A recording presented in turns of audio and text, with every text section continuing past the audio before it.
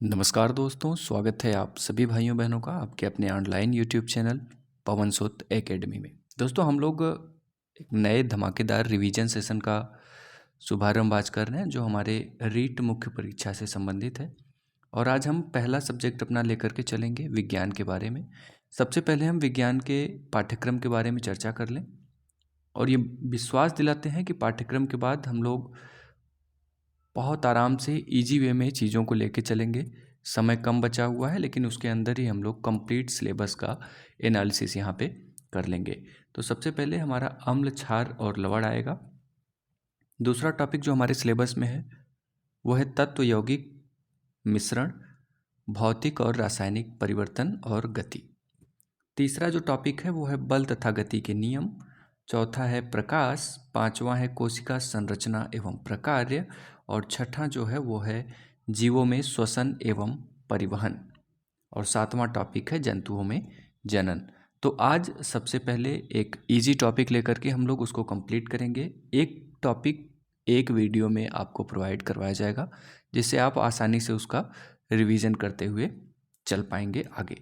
तो सबसे पहले हम लोग शुरू करेंगे कोशिका संरचना और प्रकार के बारे में और विश्वास दिलाते हैं कि ऐसा टॉपिक और ऐसा कंटेंट आपको कहीं भी इतने कम समय में नहीं मिलेगा जो एक वीडियो में एक टॉपिक आपका फुल कवर करेगा और एक भी प्रश्न इससे बाहर से नहीं आएगा। तो चलिए समय को न खराब करते हुए स्टार्ट करते हैं हम लोग अपना टॉपिक, ठीक है।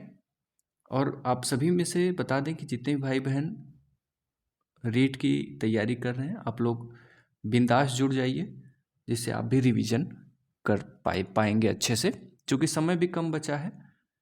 बात करेंगे कोशिका संरचना एवं प्रकार के बारे में। तो सबसे पहले बात करते हैं जीवों के शरीर की संरचनात्मक एवं क्रियात्मक इकाई को क्या कहा जाता है?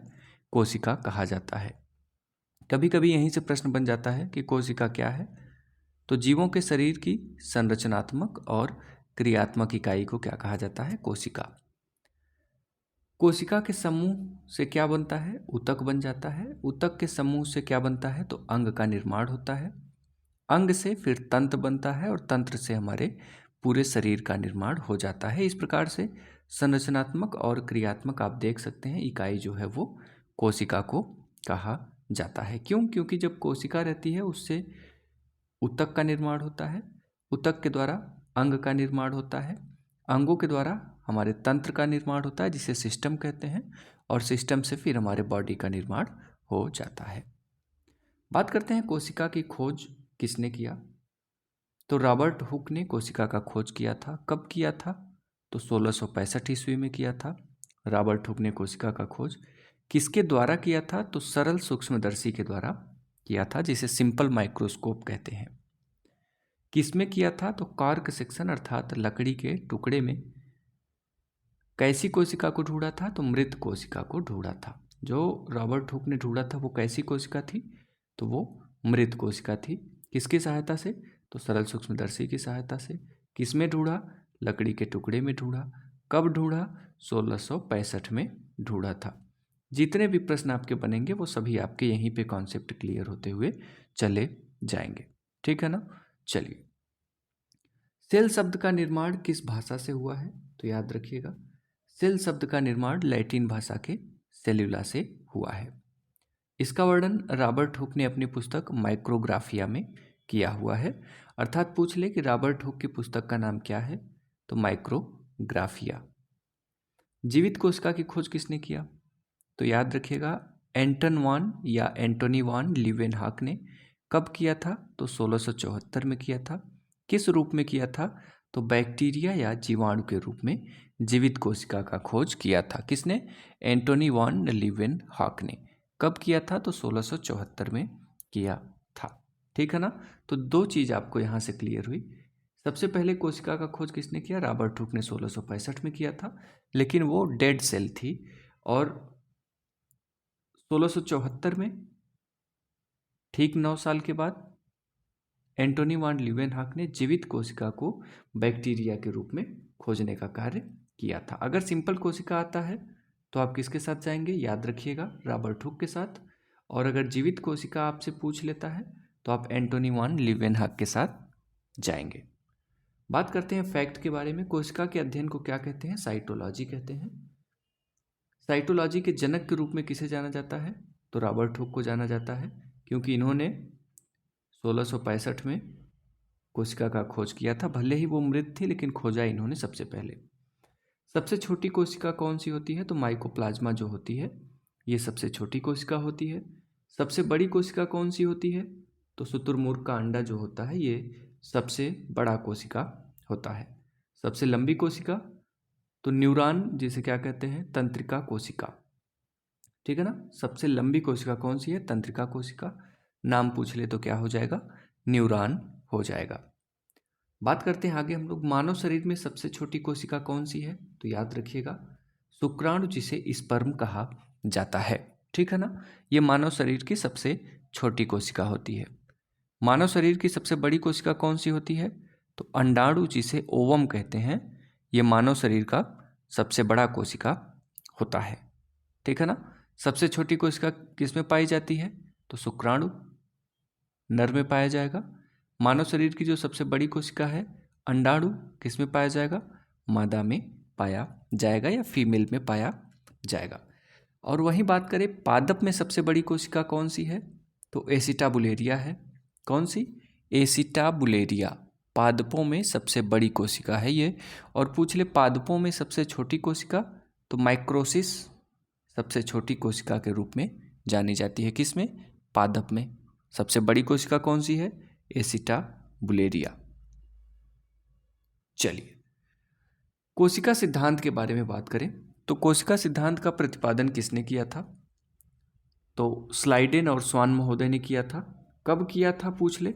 तो 1838-39 में स्लाइडेन और स्वान ने सेल थियरी का प्रतिपादन किया था। ठीक है। इनके समर्थक कौन थे? तो रुडोल्फ विर्चाफ ने इनका समर्थन किया था। और रुडोल्फ विर्चाफ का एक कथन है, नई कोशिका पुरानी कोशिका से बनती है। ये कथन किसका है? ये कथन किसका है? तो रुडोल्फ विर्चाफ का है। बात करें इस कथन की, इस कथन को लैटिन भाषा में रुडोल्फ विर्चाफ ने लिखा था, ओमानिस सेलुला ई सेलुला, जिसका मतलब है नई कोशिका पुरानी कोशिका से बनती है। ठीक है ना। चलिए बात करेंगे कोशिका सिद्धांत के अनुसार जीवों के शरीर की आधारभूत व संरचनात्मक इकाई क्या कहलाती है? कोशिका कहलाती है। ऊपर हमने परिभाषा में संरचनात्मक व क्रियात्मक इकाई पढ़ा, लेकिन अगर आप सेल थियरी की बात करेंगे तो जो कोशिका सिद्धांत है, इसमें कहा गया कि जो कोशिका होती है वो जीवों के शरीर की आधारभूत और संरचनात्मक इकाई होती है। जीवों का शरीर कोशिका व कोशिका घटक से बना होता है। आनुवांशिक पदार्थ डीएनए, आरएनए, गुणसूत्र कहाँ पाया जाता है? कोशिका में पाया जाता है, कोशिका सिद्धांत के अनुसार। ठीक है। इसके कुछ अपवाद हैं। प्रश्न पूछ लेता है कि निम्न में से कौन कोशिका सिद्धांत का अपवाद है? तो याद रखिएगा, कोशिका सिद्धांत के अपवाद के अंतर्गत वायरस आता है, आरबीसी आता है, प्रियॉन आता है और वायराइड आता है। जो वायरस होता है सजीव व निर्जीव के बीच की योजक कड़ी के रूप में वायरस को जाना जाता है। ठीक है। तो कोशिका सिद्धांत के अपवाद में याद रखिएगा, वायरस, आरबीसी का मतलब होता है रेड ब्लड कार्पसेल्स, प्रियॉन्स आते हैं और वायराइड आता है। ये सेल थियरी का अपवाद है। ठीक है ना। चलिए, कोशिका के घटक की बात करते हैं। तो सब कोशिका का मुख्य रूप से दो घटक होता है। एक होता है कोशिका आवरण और दूसरा होता है जीवद्रव्य, जिसे कहते हैं प्रोटोप्लाज्म। कोशिका आवरण हमारा दो भागों में डिवाइड रहता है। पहला है कोशिका भित्ति, जिसे कहते हैं सेल वॉल, और दूसरा होता है कोशिका झिल्ली, जिसे कहते हैं सेल मेम्ब्रेन। तो कोशिका आवरण के कितने भाग? दो भाग। पहला भाग कौन सा? Cell wall. दूसरा भाग कौन सा? सेल मेम्ब्रेन या कोशिका झिल्ली। वहीं जीवद्रव्य की बात करें तो इसके भी दो भाग होते हैं। पहला होता है कोशिका द्रव्य, जिसे कहते हैं साइटोप्लाज्म, और दूसरा होता है केंद्रक, जिसे कहते हैं न्यूक्लियस। अब इनके एक एक के बारे में हम लोग ऑपरेशन करते हुए चलेंगे और देखते हुए चलेंगे। कोशिका आवरण में पाया जाने वाला पदार्थ क्या कहलाता है? जीवद्रव्य कहलाता है, याद रखिएगा। ठीक है ना। जीवद्रव्य क्या है? तो कोशिका आवरण में पाया जाने वाला पदार्थ क्या होता है? जीवद्रव्य होता है। कोशिका आवरण की बात करें तो इसमें सबसे पहला हमने पढ़ा था कोशिका भित्ति। कोशिका भित्ति जिसे सेल वॉल कहा जाता है, ये किस में उपस्थित होता है? तो पादपों में उपस्थित होता है। किस रूप में?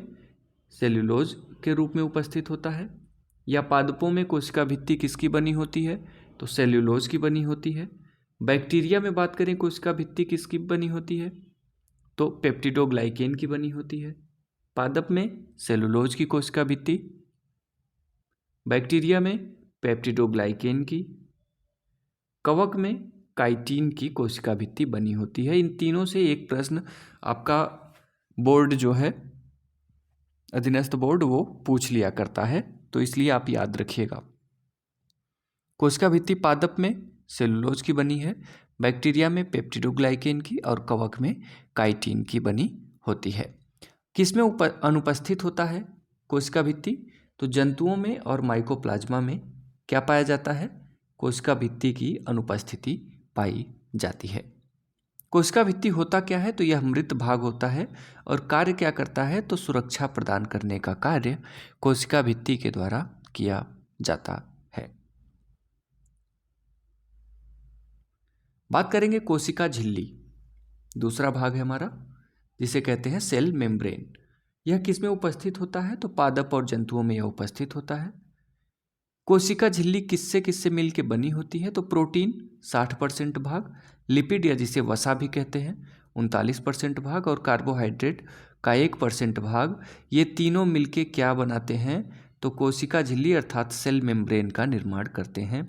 कोशिका झिल्ली किसमें पाई जाती है? तो पादप और जंतुओं में पाई जाती है कोशिका झिल्ली, ठीक है ना।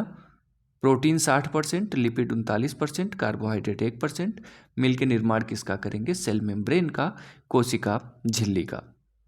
कार्य क्या है? तो पदार्थों का अंतर्गमन, साथ ही साथ चयनात्मक पारगम्यता जिसे सेलेक्टिव परमिबिलिटी कहते हैं। किस चीज़ को अंदर लाना है, किसको नहीं लाना है, उसको भी बचाने का कार्य कौन करता है? तो सेल मेम्ब्रेन ही हमारा करता है, ठीक है ना। कोशिका झिल्ली, बात करेंगे कोशिका झिल्ली की संरचना के सिद्धांत। इसके 4 सिद्धांत हैं और ये बहुत महत्वपूर्ण होता है। लिपॉइडल सिद्धांत, कोशिका झिल्ली की संरचना का लिपॉइडल सिद्धांत किसने दिया? तो ओवर्टन महोदय ने दिया था। इकाई कला सिद्धांत किसने दिया? तो रॉबर्टसन ने दिया था। सैंडविच मॉडल किसके द्वारा दिया गया? तो डेविस और डेनियल के द्वारा दिया गया था। कोशिका झिल्ली की संरचना का सैंडविच मॉडल किसने दिया? डेविस एंड डेनियल ने दिया था। तरल मोज़ेक मॉडल, जिसे गुलाब जामुन मॉडल भी कहा जाता है, तो इसे सिंगर और निकोलसन ने दिया था। एक बार आउटलाइन आप जरूर याद रखिएगा। लिपॉइडल सिद्धांत ओवर्टन का है, इकाई कला सिद्धांत रॉबर्टसन का है, सैंडविच मॉडल डेविस और डेनियल का है, तरल मोज़ेक मॉडल या गुलाब जामुन मॉडल सिंगर और निकोलसन का है। तो ये 4 सिद्धांत जो हैं वो कोशिका झिल्ली के हैं, कोशिका झिल्ली की संरचना के हैं, तो इन्हें आप याद रखिएगा। आगे चलते हैं, बात करते हैं दूसरे भाग जीव द्रव्य अर्थात प्रोटोप्लाज्म के बारे में। इसके भी 2 भाग हैं, ठीक है ना। पहला भाग होता है कोशिका द्रव्य। कोशिका द्रव्य क्या होता है? तो कोशिका द्रव्य कोशिका झिल्ली के अंदर केंद्रक के चारों ओर पाया जाता है, अर्थात कोशिका झिल्ली के अंदर केंद्रक के चारों ओर पाया जाने वाला द्रव्य ही क्या कहलाता है? कोशिका द्रव्य कहलाता है। इसके निम्नलिखित भाग होते हैं। पहला भाग कोशिकांग है, दूसरा जल है और तीसरा प्रोटीन। जल कितना रहता है कोशिका द्रव्य में? तो 90%। प्रोटीन कितना होता है? तो 7 से 8% प्रोटीन कोशिका द्रव्य में पाया जाता है। और इसके 3 मुख्य भाग होते हैं, ठीक है। तो सबसे पहला भाग कोशिकांग है, जिसके बारे में हम चर्चा करते हैं। कोशिकांग को कहा जाता है सेल ऑर्गन, और ये जरूर याद रखिएगा, ये जो कोशिका द्रव्य है इसी के बारे में अभी हम चर्चा कर रहे हैं, कंफ्यूज नहीं होइएगा। कोशिका द्रव्य के 3 भाग, कोशिकांग, जल और प्रोटीन। तो कोशिकांग जल 90%, प्रोटीन 7 से 8%। पहला भाग है कोशिकांग, जिसके बारे में हम चर्चा कर रहे हैं। तो कोशिकांग को हम 3 भागों में डिवाइड करते हैं। पहला एकल झिल्ली, दूसरा दोहरी झिल्ली, तीसरा झिल्ली रहित। जो एकल झिल्ली है इसके अंतर्गत हम लोग गाल्जी काय देखेंगे, लाइसोसोम अंतःप्रद्रव्य जालिका जिसे इंडोप्लाज्मिक रेटिकुलम कहते हैं, वैक्यूल्स जिसे रिक्तिका कहा जाता है, और माइक्रोबॉडी जिसे सूक्ष्मकाय कहते हैं। अर्थात ये सिंगल मेम्ब्रेन होते हैं, single membrane part of cell organ. वहीं डबल मेम्ब्रेन की बात करें तो माइटोकॉन्ड्रिया दोहरी झिल्ली वाली है, हरित लवक इसमें भी दोहरी झिल्ली या डबल मेम्ब्रेन पाया जाता है। झिल्ली रहित अर्थात जिसमें ऐसा कौन सा कोशिकांग है जो झिल्ली रहित होता है, तो तारककाय और राइबोसोम, इन दोनों में झिल्ली नहीं पाई जाती है। दोहरी झिल्ली माइटोकॉन्ड्रिया और हरित लवक में पाई जाती है, बाकी इनको छोड़ के जो रहेगा वो हमारा एकल झिल्ली में रहेगा। ठीक है ना। अब एक एक करके इनको हम लेकर के चलेंगे। तो सबसे पहले बात करेंगे गाल्जी काय के बारे में, जिसे कहते हैं गाल्जी बॉडी। गाल्जी बॉडी का खोज किसने किया था, तो कैमिलो गाल्जी ने किया था। इसका अन्य नाम क्या है, तो गाल्जी बॉडी का अन्य नाम ट्रैफिक कंट्रोलर, संयुक्त अंग या जिसे कॉम्प्लेक्स ऑर्गन कहते हैं। इसका कार्य क्या है, तो पदार्थों का परिवहन करना, साथ ही साथ पादप में सेल वॉल का निर्माण करना। पूछ लेगा कि पादप में सेल वॉल का निर्माण कौन करता है, कोशिका भित्ति का निर्माण कौन करता है, तो गाल्जी काय के द्वारा पादपों में सेल वॉल का निर्माण किया जाता है, ये याद रखिएगा।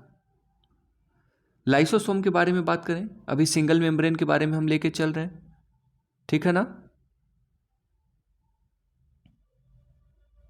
लाइसोसोम के बारे में हम चर्चा करें तो इसका खोज किसने किया था, डी दुबे ने किया था। इसका अन्य नाम क्या है, तो लाइसोसोम को आत्महत्या की थैली कहा जाता है। इसका कार्य क्या होता है, तो अपशिष्ट पदार्थों का निष्कासन करना लाइसोसोम का मुख्य कार्य होता है। लाइसोसोम में एक एंजाइम पाया जाता है जिसका नाम हाइड्रोलेज होता है, जिसकी सहायता से यह मृत अंगों को खा करके पचाता है। कौन सा एंजाइम है, हाइड्रोलेज एंजाइम। कहाँ पाया जाता है, लाइसोसोम में पाया जाता है। लेकिन ये हाइड्रोलेज एंजाइम जो है ये मृत अंगों को खा करके पचाता है, लेकिन कभी कभी यह कंफ्यूज हो जाता है और मृत के साथ जीवित अंगों को भी अत्यधिक नुकसान पहुंचाने लगता है, जिससे वहाँ की कोशिकाएं मर जाती हैं। बात करेंगे तीसरा सिंगल मेम्ब्रेन में हमारा ऑर्गन है अंतःप्रद्रव्य जालिका, जिसे कहते हैं इंडोप्लाज्मिक रेटिकुलम। खोज किसने किया है, तो पोर्टर महोदय के द्वारा इंडोप्लाज्मिक रेटिकुलम का खोज किया गया था। इसका अन्य नाम जो है इसे कंकाल कहते हैं। किसका कंकाल, तो कोशिका का कंकाल, जिसे कहते हैं सेल स्केलेटन। इंडोप्लाज्मिक रेटिकुलम का कार्य क्या होता है, तो प्रोटीन और वसा का संश्लेषण करना। इसमें वसा का संश्लेषण कौन करता है, तो चिकनी अंतःप्रद्रव्य जालिका अर्थात स्मूथ इंडोप्लाज्मिक रेटिकुलम क्या करता है, तो वसा का संश्लेषण करता है। और जो प्रोटीन का संश्लेषण करता है वो कौन करता है, तो रफ ईआर के द्वारा प्रोटीन का संश्लेषण किया जाता है। अर्थात खुरदुरी अंतःप्रद्रव्य जालिका के द्वारा प्रोटीन का संश्लेषण होगा, और जो स्मूथ या चिकनी अंतःप्रद्रव्य जालिका होती है उसके द्वारा वसा का संश्लेषण किया जाता है।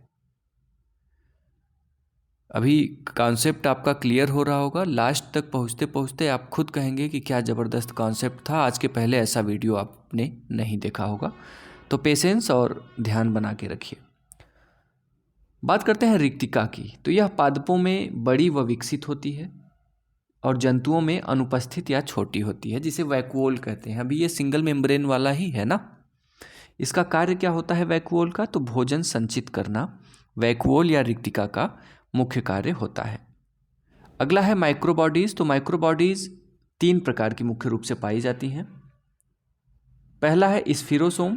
खोज किसने किया, तो पार्नर महोदय ने किया।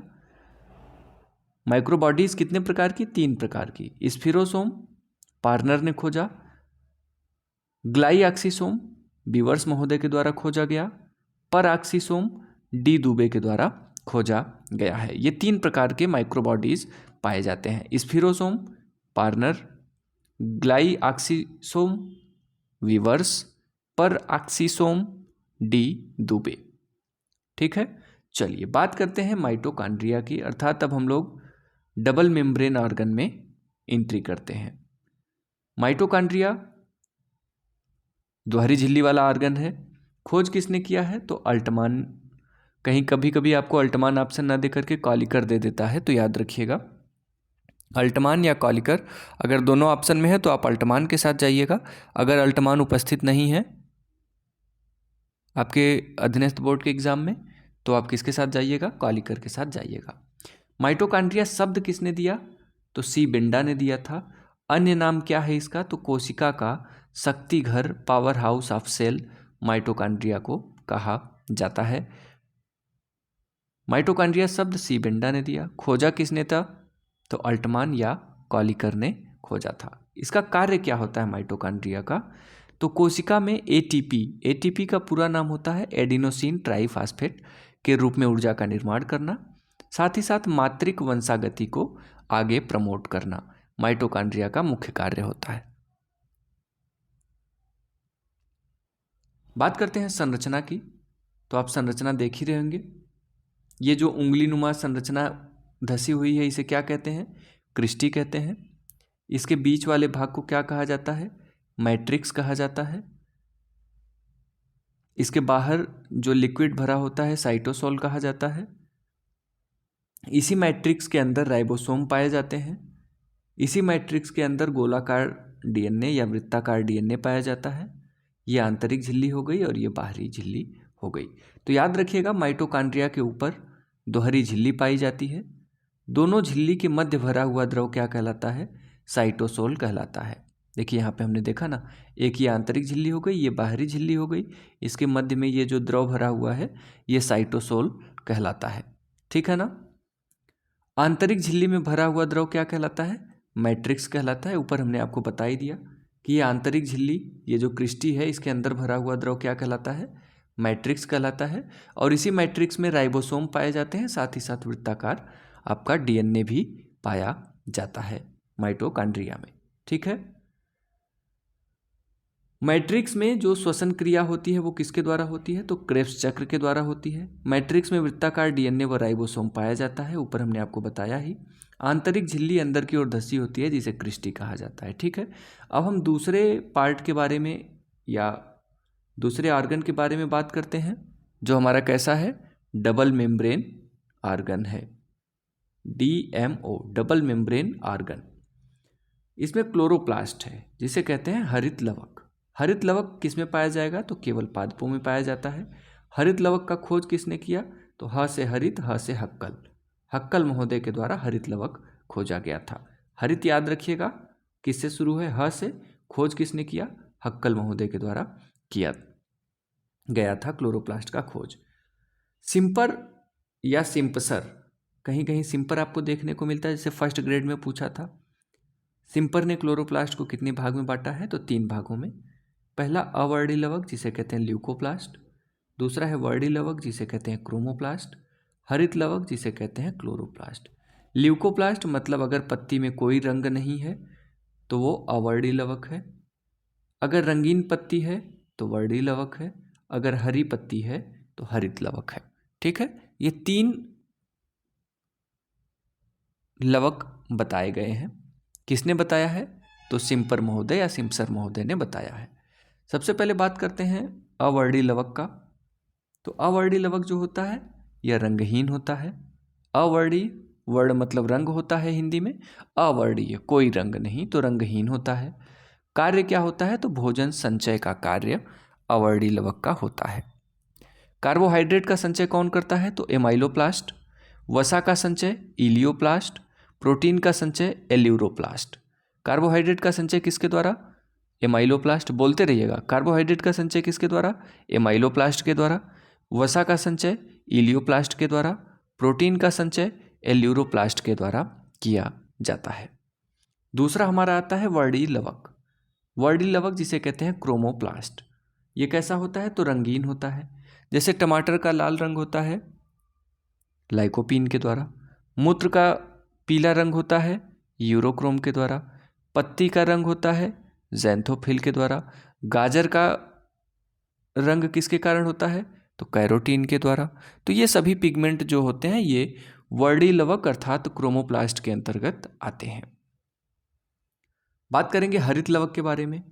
हरित लवक जिसे क्लोरोप्लास्ट कहते हैं, इसका अन्य नाम होता है पादप रसोई घर।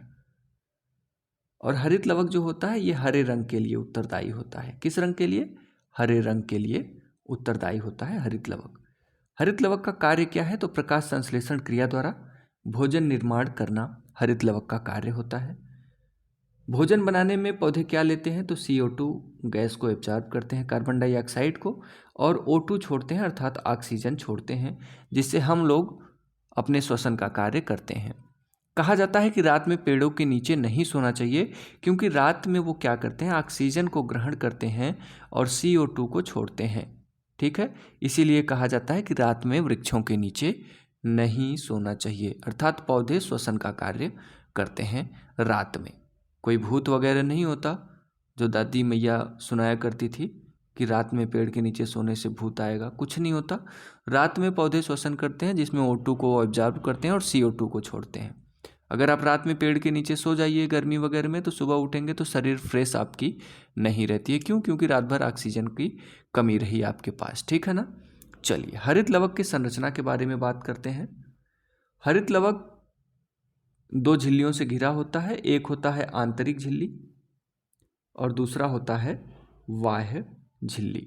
ठीक है, जो आंतरिक झिल्ली होती है इसके अंदर स्ट्रोमा पाया जाता है, जहाँ पे डार्क रिएक्शन होता है। इसी के अंदर आपका राइबोसोम बिखरा होता है। ठीक है ना। और वृत्ताकार DNA भी हमारा पाया जाता है। और ये इस प्रकार की ये जो संरचना है, देखना ना, जो एक खाना है ना, ये एक खाना, इसे थाइलाकॉइड कहते हैं। थाइलाकॉइड क्या होता है? तो ग्रेनम की इकाई होती है और इसे पूरा ग्रेनम कहा जाता है। लाइट रिएक्शन फोटोसिंथेसिस का प्रकाश अभिक्रिया कहाँ होती है? तो ग्रेना में होती है। और प्रकाश संश्लेषण का अंधकार अभिक्रिया या डार्क रिएक्शन कहाँ होता है? तो स्ट्रोमा में होता है। और ये ग्रेनम जो एक दूसरे से जुड़े हुए दिखाई दे रहे हैं, ये जोड़ने वाला भाग जो होता है इसे कहा जाता है इंटरग्रेनम। ठीक है ना। तो ये कुछ इंपॉर्टेंट स्ट्रक्चर रहा, तो इसे आप लोग स्क्रीनशॉट लेना चाहते हैं तो ले लीजिए। हरित लवक की संरचना है ये। बात करेंगे आंतरिक झिल्ली में भरा हुआ द्रव क्या कहलाता है? स्ट्रोमा कहलाता है। स्ट्रोमा में ग्रेनम पाया जाता है। ये तो अभी हम ऊपर बता ही रहे हैं कि ये स्ट्रोमा है, स्ट्रोमा में ग्रेनम पाया जा रहा है। ठीक है ना। और ग्रेना में क्या होता है? लाइट रिएक्शन होता है। स्ट्रोमा में क्या होता है? डार्क रिएक्शन होता है। स्ट्रोमा में वृत्ताकार DNA और राइबोसोम, ये तो बता ही दिया आपको। बात करते हैं तारक काय के बारे में, जो झिल्ली रहित होते हैं इनके बारे में, जिसे कहते हैं सेंट्रोसोम। खोज किसने किया तारक काय का? तो T. बावेरी के द्वारा किया गया। जो तारक काय है ये केवल जंतु कोशिका में ही पाया जाता है। इसका कार्य क्या होता है? तो कोशिका विभाजन में सहायता प्रदान करना तारक काय का मुख्य कार्य होता है। नोट लगा के याद रखिएगा, हृदय और मस्तिष्क में तारक काय नहीं पाया जाता। कोशिका विभाजन में सहायता करना तारक काय का कार्य है। हमको चोट लगती है, उसमें तारक काय पाया जाता है, वहाँ पे सेल का निर्माण हो जाता है, घाव भर जाती है। लेकिन हमारे मस्तिष्क और हृदय में तारक काय का अभाव पाया जाता है। अगर हृदय की कोशिका और मस्तिष्क में तंत्रिका कोशिका, इनमें अगर कोई डिस्टर्बेंस या इनमें कहीं चोट लगती है तो तारक काय की अनुपस्थिति के कारण ये स्वतः ठीक नहीं हो पाते, अर्थात इसमें विभाजन क्षमता का अभाव पाया जाता है।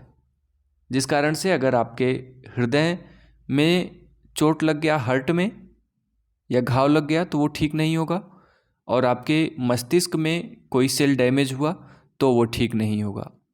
अगर तारक काय हमारे हार्ट और मस्तिष्क दोनों जगह पाया जाता तो और अंगों की तरह और चोट की तरह हमारे हार्ट और मस्तिष्क के चोट भी सही हो जाया करते, लेकिन इत्तफाकन वहाँ पे तारक काय का अभाव होता है।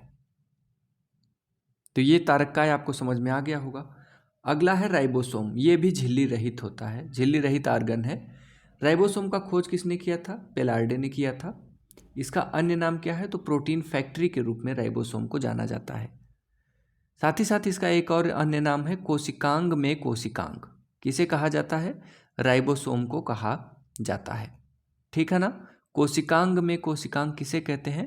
तो राइबोसोम को कहा जाता है कोशिकांग में कोशिकांग। इसका कार्य क्या है? तो प्रोटीन सिंथेसिस करना। इसीलिए प्रोटीन सिंथेसिस के कारण ही इसे प्रोटीन फैक्ट्री की संज्ञा दी जाती है। ये 2 प्रकार के होते हैं। पहला 70S और दूसरा 80S। क्या होता है 70S, क्या होता है 80S, इसके बारे में हम लोग आगे चर्चा करते हैं। 80S ये दो उप इकाई या सभी यूनिट में डिवाइड रहती है, 60S और 40S। 60S प्लस 40S करके 100S नहीं करिएगा, ये गलत हो जाएगा, ठीक है, क्योंकि 80S राइबोसोम, इसके दो उपभाग होते हैं, एक भाग होता है 60S का, दूसरा भाग होता है 40S का। ये यूकैरियोटिक कोशिकाओं में 80S टाइप का राइबोसोम पाया जाता है। जैसे जंतु और पादप यूकैरियोट से हैं तो इनमें 80S राइबोसोम पाया जाएगा। 60 और 40 का सब यूनिट इनके अंतर्गत डिवाइड रहता है। दूसरा जो राइबोसोम का भाग है वो है 70S। एक भाग 30 और दूसरा भाग 50S का होता है। जो 70S राइबोसोम है ये किस में पाया जाता है, तो प्रोकैरियोट में पाया जाता है, जिसमें जीवाणु अर्थात बैक्टीरिया आता है। जीवाणु में किस प्रकार का राइबोसोम पाया जाता है, तो 70S का पाया जाता है। प्रोकैरियोटिक कोशिका 80S टाइप का, यूकैरियोट में जंतुओं और पादपों में 80S टाइप अर्थात यूकैरियोटिक राइबोसोम पाया जाता है। ठीक है ना। यूकैरियोटिक कोशिका में 80S टाइप का राइबोसोम, प्रोकैरियोटिक कोशिका में 70S का राइबोसोम पाया जाएगा। प्रश्न बन जाता है कि जंतु और पादप में किस प्रकार का राइबोसोम पाया जाएगा, तो 80S टाइप का। क्यों, क्योंकि ये यूकैरियोट कोशिका से मिलकर बने होते हैं, इसलिए इनमें 80S राइबोसोम पाया जाएगा जंतु और पादप में। और जो हमारे जीवाणु हैं ये प्रोकैरियोट कोशिका से मिलकर बने हैं, अर्थात इसमें 70S राइबोसोम पाया जाएगा। चलिए बात करते हैं केंद्रक के बारे में। केंद्रक का खोज किसने किया था, तो रॉबर्ट ब्राउन ने किया था। कब किया था, 1831 में रॉबर्ट ब्राउन ने केंद्रक का खोज किया। कहाँ पे किया था, तो आर्किड पादप के जड़ों में किया था। अन्य नाम क्या है केंद्रक का, तो कोशिका का मस्तिष्क कहा जाता है, कोशिका नियंत्रक व निर्देशक भी कहा जाता है। किसे कहा जाता है, तो केंद्रक को कोशिका नियंत्रक व निर्देशक, साथ ही साथ कोशिका का मस्तिष्क भी कहा जाता है। इसका कार्य क्या होता है, तो कोशिका की सभी क्रियाओं को नियंत्रित करना किसका कार्य है, केंद्रक का कार्य होता है। केंद्रक की संरचना की बात करें तो दो आवरण पाया जाता है, एक होता है बाह्य आवरण, दूसरा होता है आंतरिक आवरण। आंतरिक आवरण के अंदर ही क्या पाया जाता है, केंद्रक पाया जाता है। साथ ही साथ आंतरिक आवरण के अंदर ही DNA, RNA और गुणसूत्र पाया जाता है, जिसे एक शब्द में बात करें तो आनुवांशिक पदार्थ पाया जाता है। बात करते हैं DNA की। DNA का पूरा नाम होता है डीऑक्सीराइबोज न्यूक्लिक अम्ल। खोज किया किसने, फ्रेडरिक फिशर ने। शब्द किसने दिया, तो जैकेरिस ने दिया था। DNA शब्द किसने दिया, जैकेरिस ने दिया। पूरा नाम क्या है, डीऑक्सीराइबोज न्यूक्लिक अम्ल। खोज किसने किया था, तो फ्रेडरिक मिशर ने किया था। DNA की अणु संरचना किसने दिया, तो वाटसन और क्रिक महोदय के द्वारा, जिसे double helical structure of DNA कहा जाता है। कब दिया था, तो 1953 में दिया था। DNA कैसा कण होता है, तो DNA निगेटिव कण होता है। आगे जो मैं बताने जा रहा हूँ बहुत महत्वपूर्ण है। DNA के घटक, इसके 3 मुख्य घटक होते हैं। पहला होता है N2 बेस अर्थात नाइट्रोजनी क्षार, दूसरा है शर्करा और तीसरा फास्फेट। इन तीनों से मिलकर के बना होता है DNA। जो नाइट्रोजनी बेस है ये 2 भागों पिरिमिडीन और प्यूरिन, इन 2 भागों से मिलकर के नाइट्रोजनी क्षार बनता है। यह नाइट्रोजनी क्षार का संगठक क्या है, तो पाइरिमिडीन या पिरिमिडीन कह सकते हैं, और दूसरा प्यूरिन हो जाएगा। एक नोट पॉइंट यहाँ है, ध्यान दीजिएगा। DNA में थाइमिन पाया जाएगा, साइटोसिन, एडेनिन, ग्वानिन अर्थात TCAG DNA में पाया जाता है, जबकि RNA में UCAG पाया जाता है। पूछ ले कि निम्नलिखित में से कौन सा भाग है जो DNA और RNA दोनों में समान है, तो साइटोसिन आप देख रहे हैं DNA में भी है, RNA में भी है। एडेनिन दोनों में है, ग्वानिन दोनों में है। DNA में बस आप T को याद रखिएगा और RNA में U को याद रखिएगा। URNA tRNA, URNA tDNA, ठीक है ना। TD एक सा प्रोनाउंसिएशन है, याद करने के लिए, कन्फ्यूजन होता है, एग्जाम में गलत हो जाता है, अभी तो लग जाता है कि बड़ा इजी है। डीएनए में थायमिन पाया जाता है, आरएनए में यूरेसिल पाया जाता है। ठीक है ना, भूलिएगा नहीं, अंतर दे के पूछ लेता है डीएनए में पाया जाता है तो कन्फ्यूजन वाला ही स्थिति उत्पन्न हो जाएगा। तो डीएनए में thymine, cytosine, adenine, guanine. RNA में यूरेसिल, साइटोसिन, एडेनिन, ग्वानिन। ठीक है ना। चलिए बात करते हैं आगे हम लोग आरएनए के बारे में। आरएनए जिसका पूरा नाम होता है राइबोज न्यूक्लिक अम्ल, ये भी कैसा होता है तो निगेटिव चार्ज वाला कण होता है। खोज किसने किया था तो फ्रेडरिक मिसर ने। आरएनए का खोज जिसने किया वही डीएनए का खोज किया है। ठीक है ना। गुणसूत्र के बारे में बात करें तो खोज किसने किया गुणसूत्र का तो स्ट्रासबर्गर के द्वारा गुणसूत्र का खोज किया गया था। शब्द किसने दिया तो वाल्डेयर महोदय के द्वारा दिया। गुणसूत्र जो होता है वो किससे बना होता है, कई बार बना हुआ है, अधीनस्थ बोर्ड पूछा हुआ है। तो डीएनए, आरएनए व हिस्टोन प्रोटीन से मिलकर के गुणसूत्र का निर्माण होता है। किससे किससे, डीएनए, आरएनए और हिस्टोन प्रोटीन से मिलकर के बना होता है क्या, गुणसूत्र। जीवों में गुणसूत्र की संख्या कैसी होती है तो निश्चित होती है। सर्वाधिक गुणसूत्र किसमें पाए जाते हैं तो पादपों में अगर पूछ ले सर्वाधिक गुणसूत्र तो आप कहेंगे ओफियोग्लोसम रेटिकुलम। ओफियोग्लोसम रेटिकुलम एक पादप है जिसमें 1260 गुणसूत्र पाए जाते हैं, अर्थात सर्वाधिक गुणसूत्र पाया जाता है किसमें, ओफियोग्लोसम रेटिकुलम में। और जंतुओं में सर्वाधिक गुणसूत्र किसमें पाया जाता है तो एलुकेंथा में पाया जाता है। कितना, 1600 गुणसूत्र पाया जाता है एलुकेंथा में। जंतु पूछे तो एलुकेंथा 1600 गुणसूत्र, पादप पूछे तो ओफियोग्लोसम रेटिकुलम कितना पाया जाता है 1260 गुणसूत्र पाया जाता है। ठीक है ना। चलिए न्यूनतम गुणसूत्र अगर आपसे पूछ ले पादप में न्यूनतम गुणसूत्र तो म्यूकर हेमेलिस में 2 गुणसूत्र पाया जाता है। जंतुओं में पूछ ले तो एस्केरिस में 2 गुणसूत्र पाया जाता है। तो पादप में सर्वाधिक गुणसूत्र किस में, ओफियोग्लोसम रेटिकुलम में 1260 गुणसूत्र, जंतुओं में एलुकेंथा में 1600 गुणसूत्र। न्यूनतम गुणसूत्र पादप में म्यूकर हेमेलिस में 2 गुणसूत्र पाया जाता है। जंतुओं में न्यूनतम एस्केरिस में 2 गुणसूत्र पाया जाता है।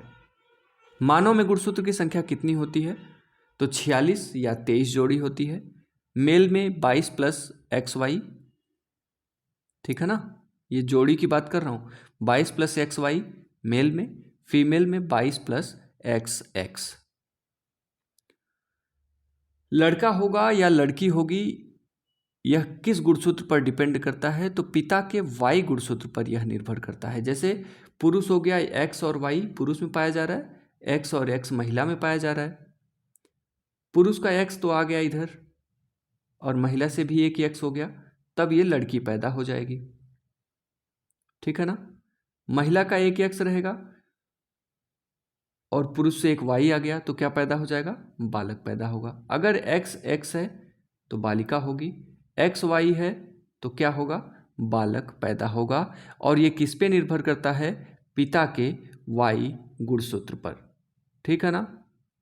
अगर पिता का भी X मिल गया, माता का भी X, माता के पास तो Y का ऑप्शन ही नहीं है, X ही है। अगर माता का X है और पिता का भी X मिल गया तो लड़की हो जाएगी। माता का X है और पिता का X न मिल करके Y गुणसूत्र मैच कर गया तो लड़का पैदा होगा। तो जब भी लड़की होगा या लड़का होगा वो आपके पिता के Y क्रोमोसोम Y गुणसूत्र के ऊपर निर्भर करेगा।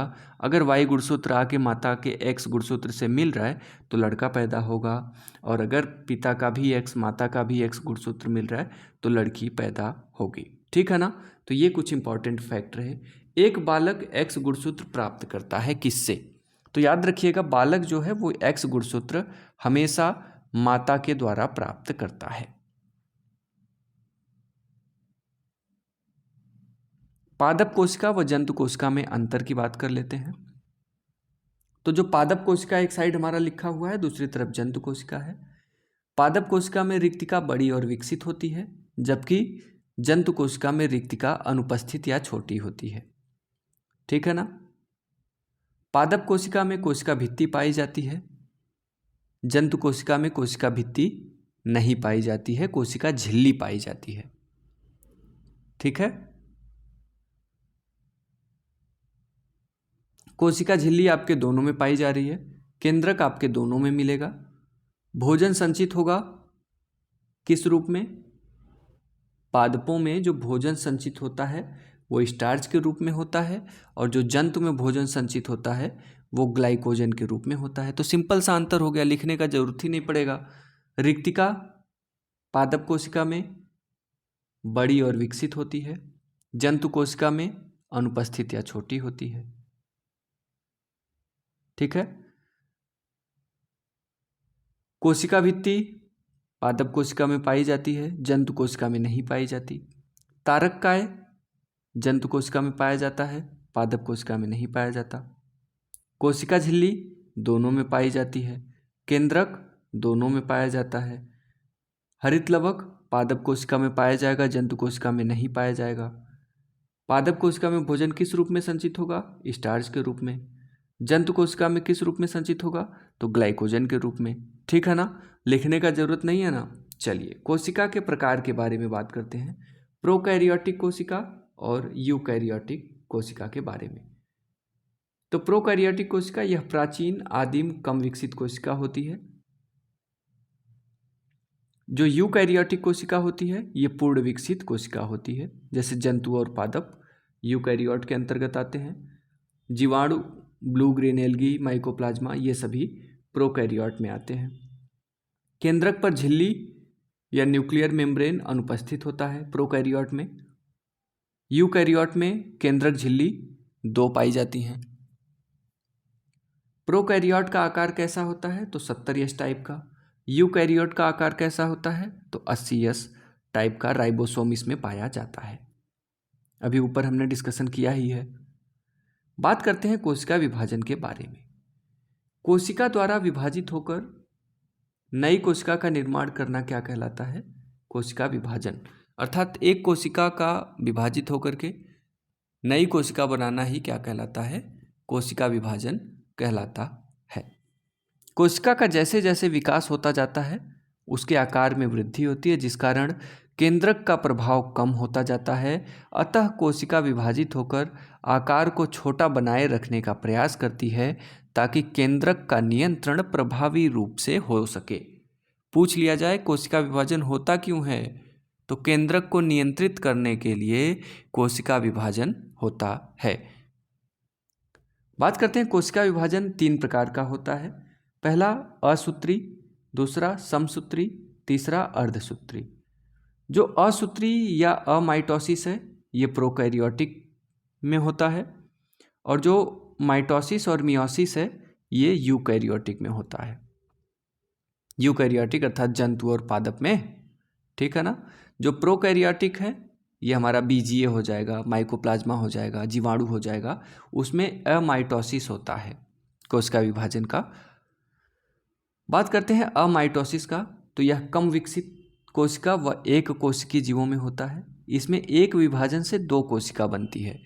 जो असूत्री विभाजन है इसमें एक कोशिका विभाजित होगी तो 2 कोशिका का निर्माण होगा, जैसे bacteria, BGA, mycoplasma, amoeba, paramecium, euglena, ये सभी एक कोशिकीय हैं।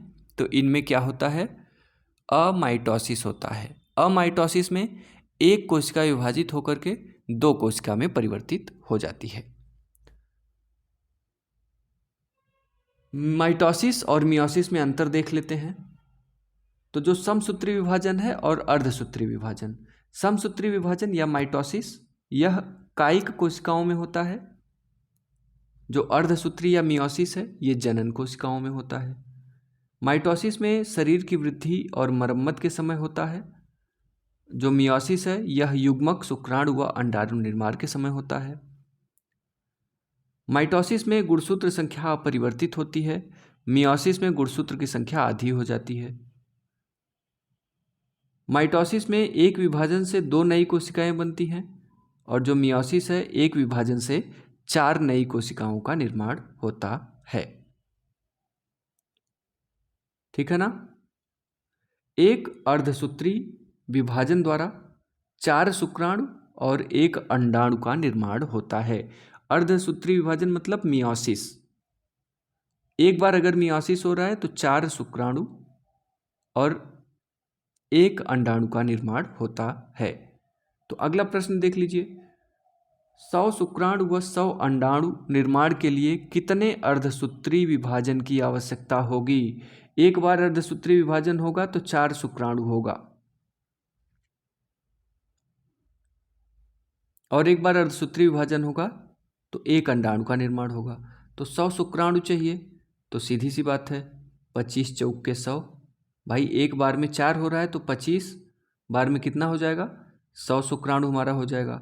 अब 100 अंडाणु, एक मियोसिस में एक ही अंडाणु बन रहा है तो 100 चाहिए तो 100 अंडाणु हो जाएगा, 100 बार होना पड़ेगा मियोसिस को, तो इसलिए 25 और 100 बार होना पड़ेगा। बात करते हैं कोशिका चक्र के बारे में। कोशिका के जीवन काल में होने वाली संपूर्ण क्रियाओं को क्या कहा जाता है? तो कोशिका चक्र कहा जाता है। हावर्ड पेल्क द्वारा कोशिका चक्र को समझाया गया व इसे 2 भागों में बांटा गया है। कोशिका चक्र को किसने 2 भागों में बांटा? तो हावर्ड पेल्क महोदय के द्वारा कोशिका चक्र को 2 भागों में बांटा गया है। पहला होता है अंतरावस्था, दूसरा होता है विभाजनावस्था। अंतरावस्था को कहते हैं इंटरफेज। इंटरफेज में कोशिका विभाजन की तैयारी करती है। कोशिका विभाजन की तैयारी कब, किस अवस्था में करती है? तो इंटरफेज में करती है, जिसमें G1, S और G2 होता है। डिवीजन फेज जो है इसमें माइटोसिस और मियोसिस होता है, ठीक है ना। फिर जो समसूत्री विभाजन है ये 2 भागों में, कैरियोकाइनेसिस और साइटोकाइनेसिस, अर्थात केंद्रक द्रव्य का विभाजन और कोशिका द्रव्य का विभाजन होता है। केंद्रक द्रव्य का विभाजन 4 अवस्थाओं में होता है, प्रोफेज, मेटाफेज, एनाफेज और टीलोफेज। PMAT भी आप याद कर सकते हैं। प्रोफेज में गुणसूत्र दिखाई देते हैं, मेटाफेज में गुणसूत्र कोशिका के मध्य भाग में होते हैं, एनाफेज में गुणसूत्र अलग हो जाते हैं और टीलोफेज में नया केंद्रक बन जाता है। PMAT आप याद कर लीजिएगा, इसका सीक्वेंस आपसे पूछ लेता है कि केंद्रक द्रव्य का विभाजन का सही क्रम क्या है। तो prophase, metaphase, anaphase, telophase. Prophase में क्या होता है? गुणसूत्र दिखाई देता है। मेटाफेज में क्या होता है? गुणसूत्र कोशिका के मध्य भाग में होता है। एनाफेज में गुणसूत्र अलग हो जाता है और टीलोफेज में नया केंद्रक बन जाता है। कोशिका द्रव्य का जो विभाजन है ये पट्टिका के निर्माण में और खांच निर्माण में, खांच निर्माण में जंतुओं में, पट्टिका का निर्माण पादपों में होता है। उम्मीद करते हैं आपको ये कोशिका वाला भाग कंप्लीट हुआ होगा, समझ में भी आया होगा। लास्ट का कुछ पार्ट में अगर आपको कन्फ्यूजन है तो दोबारा आप देख लेंगे वीडियो, 100% आपका सारा कॉन्सेप्ट क्लियर हो जाएगा और कोशिका से बनने वाला एक भी प्रश्न आपका अब इससे बाहर से नहीं बनेगा। इतना आप पवन सुत एकेडमी के ऊपर विश्वास कर सकते हैं। तो कमेंट ज़रूर करिएगा, अपने दोस्तों मित्रों को भी बताइएगा।